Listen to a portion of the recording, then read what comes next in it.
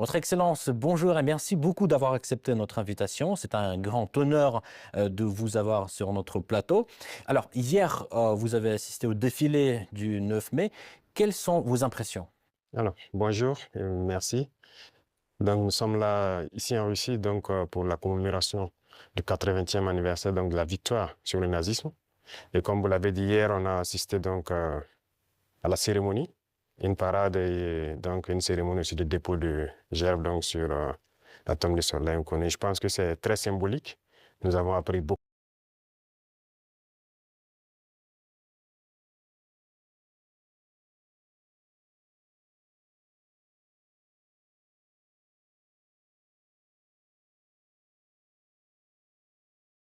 Oui, c'est comme je le dis, c'était parfait. Parfait, et ça nous a fait apprendre beaucoup de choses. Et quand on fait défiler les engins qui ont gagné la guerre, c'est-à-dire les T-34 jusqu'aux engins modernes, ça nous montre l'évolution technologique de l'armée russe et ça nous inspire, nous aussi, à nous mettre au travail pour pouvoir nous développer dans le même sens. Est-ce qu'il y avait certaines choses qui vous ont surpris, par exemple? Surpris, toujours, on est toujours surpris quand on voit l'avancée technologique. Et dernièrement, je pense qu'il y a une nouvelle arme qui a fait son apparition dans l'arsenal militaire russe, Oreshnik, qui nous avons pu voir passer. Et je pense que ça, c'est très significatif. Quelle est la signification de votre présence en tant que chef d'État africain? Car on sait bien que les Africains ont apporté leur contribution à la victoire des Alliés dans la Seconde Guerre mondiale. Bien sûr, c'est comme je l'ai dit, les Africains et les soldats soviétiques ont contribué beaucoup à libérer le monde du nazisme.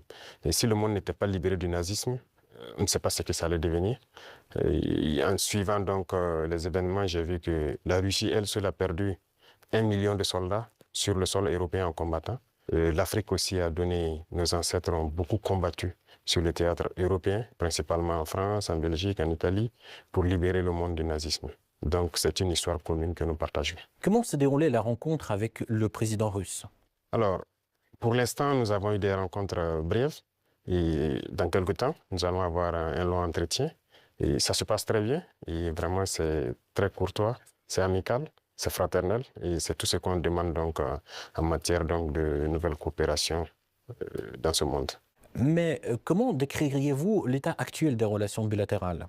Les relations se portent très bien et je peux dire que depuis 2 ans maintenant, les relations ont très bien commencé et nous sommes en train d'approfondir. C'est les volets défense-sécurité, mais aussi les volets éducation et plus tard les volets commercial et trucs. Donc nous avons échelonné les différents volets pour qu'on puisse échanger.